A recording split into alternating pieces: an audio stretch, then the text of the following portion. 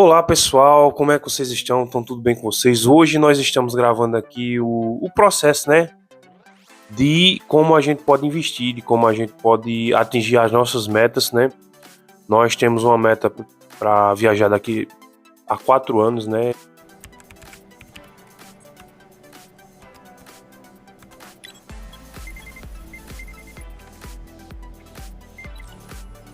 E é algo surreal, viu? Os valores são um pouco altos, é sonho, mas é projeto, tá? Quando é sonho que vira projeto, é possível ser realizado, tá? E eu quero agradecer a vocês aí, tá? Pelo apoio, pelo carinho de vocês aí. Se inscreve no canal, tá bom? Deixa o teu likezinho, deixa o teu comentário, o que nós podemos fazer para evoluir, para crescer nessa meta, tá bom? Vou especificar alguns projetos que nós temos para entrar dinheiro dentro desse projeto, tá bom? Um dos projetos que nós temos é vender água na rua, tá? Vender água na rua, fazer um brechó, vender um salgado, um negócio, vender um doce. Nós não podemos ficar de braços cruzados, tá?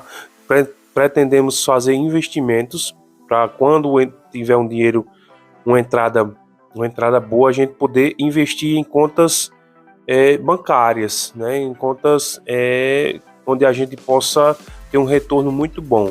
Nós não podemos ficar fitados ou concentrados em apenas um objetivo. E tá aqui a dona moça, né? A matriarca, que ela vai dar uma palavrinha de incentivo para a gente, né, Sandra? Boa noite, pessoal.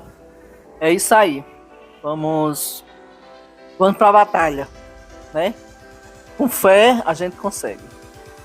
Com fé a gente consegue. Essa é uma das respostas mais produtivas que a Sandra concluiu aqui. Sandra é a minha esposa, tá, pessoal? Ela é a minha esposa, esse aqui é meu filho. O caçula não está bem, tá? Ele está um pouco doente, por isso que não está aqui com a gente hoje, mas nos próximos vídeos, se Deus quiser, ele vai estar aqui com a gente. E um dos responsáveis pelo projeto financeiro é esse rapaz aqui, ó, tá? O nome dele é Samuel. Ele vai explicar alguns objetivos que nós temos. Ele vai ficar responsável por fazer os investimentos, tá? Eu vou trabalhar um pouco, Sandra também vai trabalhar um pouco, vendendo as coisas, né? E ele e o outro, eles vão ficar encarregados.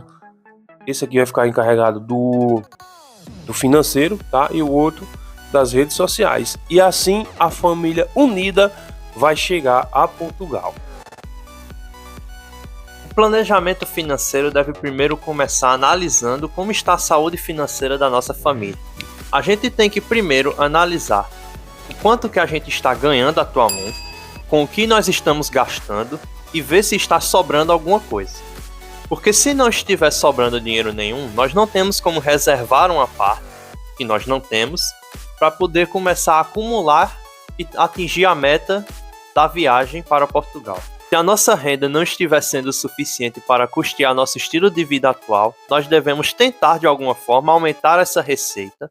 E se as dívidas forem o maior problema atual nosso, devemos tentar quitá-las, começando primeiro das menores e mais fáceis, e as que forem maiores, um cartão de crédito atrasado, que as taxas são, né, complicadas, devemos tentar negociar essas dívidas e deixar por último. Porque se a gente for tentar ficar vidrado no cartão de crédito com a taxa aumentando, com um valor já alto, as dívidas menores também vão acabar aumentando, porque nós não estamos pagando elas.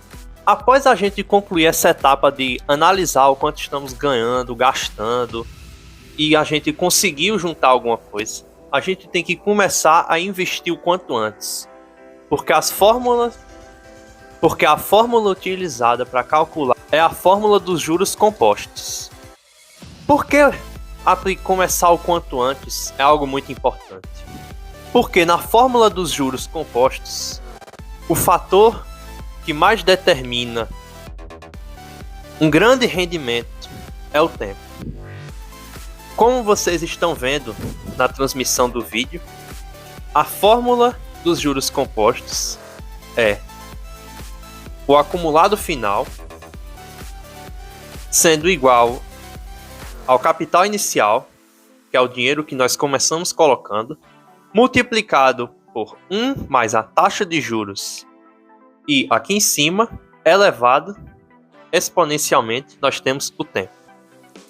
Por que o tempo ser colocado como expoente acaba sendo um fator determinante para os juros compostos serem melhores e também para o tempo que a gente começa a depositar o dinheiro tenha que ser o mais rápido possível. Porque se nós multiplicamos 2 vezes 36, considerando que fosse um período de 3 anos em meses, nós obteríamos 72.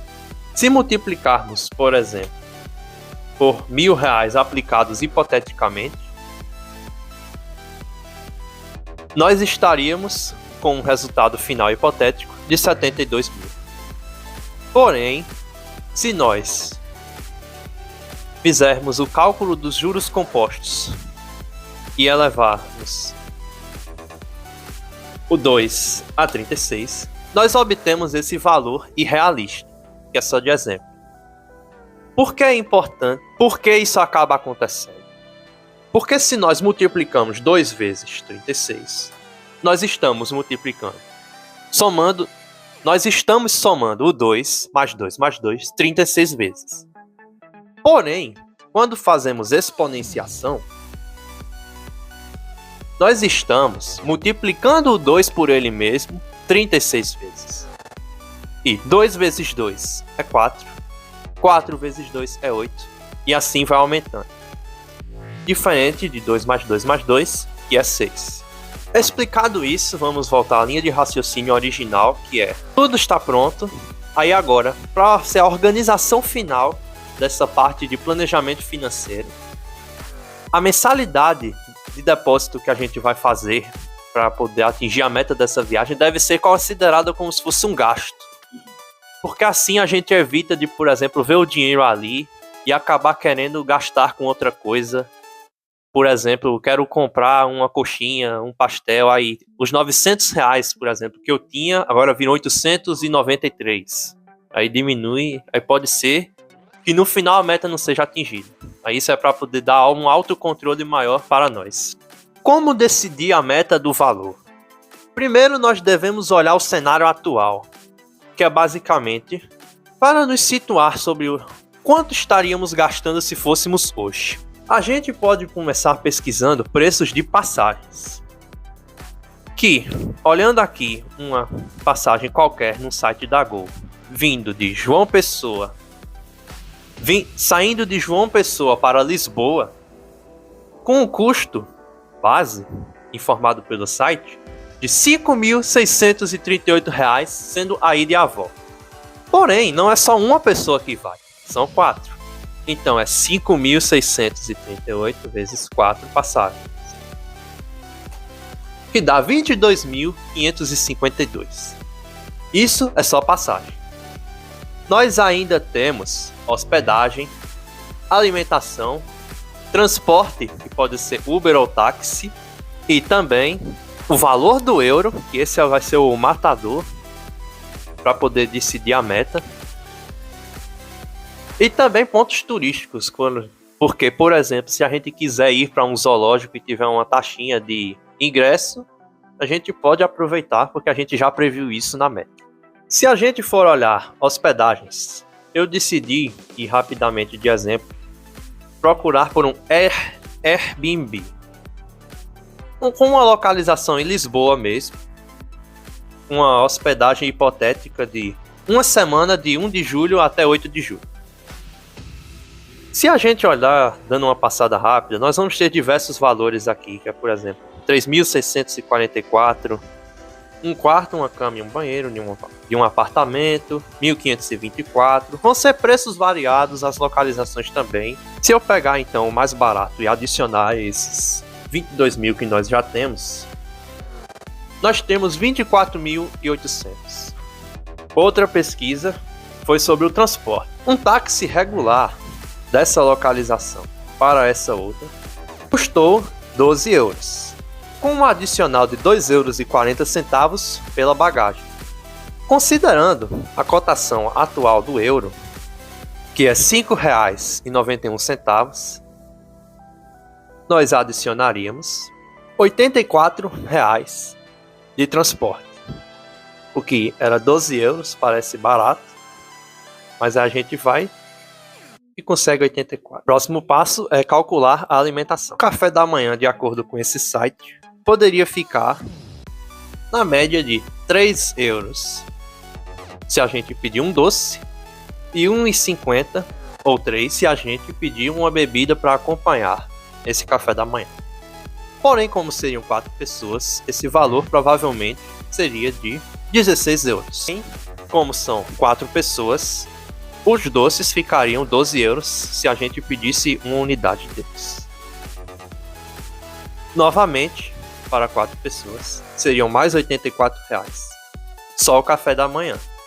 Porque nós ainda temos o almoço, que dependendo do tipo de refeição, pode ser 5 euros, indo até 15. Considerando só valores, a gente teria aproximadamente 80 euros para almoço também. Nós teríamos 80 euros para almoço também. Então, finalizando com a janta... Não, pera. Corrigir essa parte aí, que é por 4 pessoas. O almoço mais caro listado nesse site são 15 euros. Vezes 4, 60 euros. Seria uma refeição para cada. O que, multiplicando pela cotação atual do euro, daria aproximadamente R$400. Então, finalizando com o jantar, se a gente fosse querer esbanjar e ir em um restaurante gourmet, nós pagaríamos 80 euros por pessoa, o que dá 320 para uma família de 4 pessoas. E se nós multiplicarmos 320 por 6, R$1.600 um jantar. Então nós finalizaríamos o dia só com esses cálculos de estimativa básicos, com R$26.600 aproximados. Não, alimentação não, calma. A alimentação ser 26.600 seria muito pesado. Juntando passagem, uma hospedagem qualquer que eu vi, e alimentação, além do transporte. Isso sem nem contar, por exemplo, atrações turísticas, caso a gente queira passar por uma delas. Já acabamos de calcular tudo? Não. Porque nós precisamos colocar uma margem de segurança. Porque além de eu, por exemplo, ter arredondado os cálculos em vez de fazer eles com precisão, nós ainda temos riscos externos, como o aumento do preço das passagens. E se elas de uma hora para outra subirem de preço? Como, por exemplo, o histórico desse site aqui, que nós temos que calcular a meta? Não. Porque esse é só o cenário atual. Se nós queremos ter certeza de que não vamos ter problemas para essa viagem em 4 anos, nós teremos que estimar. Nós teremos que colocar nas estimativas uma margem de risco. Porque nesse meio tempo, em 4 anos, pode acontecer muita coisa. Mas o que a gente está prestando atenção é uma possibilidade de aumento do preço de passagens e até mesmo do próprio euro, que pode encarecer a comida muito mais do que a gente já viu, né? Nesse site aqui, por exemplo, em que nós temos cálculos, em que nós temos um gráfico de preço de passagens durante os meses do ano. Se nós analisarmos em fevereiro, ela estava custando R$ 5.312. Se nós formos para julho, que é onde ele parece ter a maior taxa de aumento, nós saímos de R$ 5.100 para R$ 7.100. O que indica que um aumento é sim possível, e nós devemos incluí-lo em nossos cálculos. Por exemplo, se a passagem fosse R$ 7.100, considerando que já é ida e volta para 4 pessoas, seria R$ 28.400 e não R$ 22.000, um aumento de 6. Isso também vale para a alimentação, porque ela está atrelada ao euro. então nós devemos colocar ela nos cálculos também. Falando dos tipos de investimento, nós temos debêntures, ações e CDB. O escolhido foi o CDB. Os riscos de um CDB são basicamente o banco ir à falência, porque CDB é Certificado de Depósito Bancário. Em vez de eu emprestar para a Almeida ou uma empresa privada, eu estou emprestando dinheiro para o banco. E ele também vai me pagar a taxa que já está informada quando eu for selecionar a aplicação. O risco do CDB é o banco ir à falência, porque assim o banco não vai conseguir me pagar, já que é muito mais difícil de um banco dar um calote em alguém, eu acho. Porém, caso você acabe investindo em um banco que está indo à falência, você não perdeu tudo, porque você tem o seguro do FGC, que significa Fundo Garantidor de Crédito. Se você tem menos de 250 mil reais investidos em um título do banco, que é o CDB, você pode ter esse dinheiro de volta sem nenhuma perda se você solicitar ao FGC a cobertura oferecida pelo seguro. Há outros títulos também, como Tesouro Direto, que é parecido com esse CDB, só que o que mais fez eu pensar negativamente sobre escolhê-lo foi porque eles têm um prazo de validade fixa e na hora de resgatar pode acontecer o mesmo problema das ações. O valor do título pode estar menor no momento em que a gente for resgatar o dinheiro. Então por isso o CDB foi escolhido, porque a gente pode ter mais controle, além de ter a garantia caso um banco venha à falência, porque 40 mil reais já é muito dinheiro, não é verdade? Vamos fazer agora um cálculo de quanto nós devemos investir por mês para a gente atingir a meta estimulada de 40 mil em 4 anos. Tá? Primeiro a gente tem que ver a taxa da rentabilidade do título que a gente vai escolher. Eu peguei um qualquer do C6 Bank aqui, por exemplo, e vou pegar, por exemplo, esse que rende 105% do CDI. Não é que essa aplicação rende 100% de dinheiro por ano, até porque isso iria falir o banco. Já fale gente, imagine o banco. O que a gente tem que fazer é pesquisar a taxa atual do CDI. Obtendo o valor do CDI, que é 14,75% ao ano, nós pegamos esse valor e multiplicamos ele pelo valor de rentabilidade que está atribuído ao título do CDB. Então nós obtemos o valor real de rendimento desse investimento, que é de 15,48% ao ano. Nós vamos para esta tabela que eu mesmo montei e colocamos aqui a meta que nós temos atualmente, que é 40 mil reais, com essa taxa de 15,48%, que arredondando dá 1.500, é complicado, não é mesmo? 15,49% ao ano arredondando durante 4 anos. Então, a taxa mensal que nós temos que reservar como se fosse um gasto, para evitar de gastar, para deixar intocado, é R$ 606,86, que arredondando dá 607. Por que fazer isso em 4 anos e não em 2, para ir para a Europa logo, aproveitar as férias, as festas? Porque se a gente pega esse valor aqui de anos e diminui, por exemplo, pela metade, o valor que a gente tem que desembolsar passa a ser R$ 1.432. E a gente não fez nenhuma daquelas etapas de analisar gastos ainda, mas eu acho que isso aqui já passa tipo em 4 vezes o que a gente consegue desembolsar. E por que então colocar 4 anos?